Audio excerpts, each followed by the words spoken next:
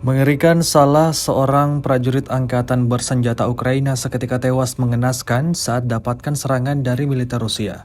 Rekamannya ramai beredar di media sosial Telegram pada Rabu 15 Mei 2024. Dalam rekaman tersebut memperlihatkan detik-detik amunisi berkeliaran Rusia menghantam tentara Ukraina.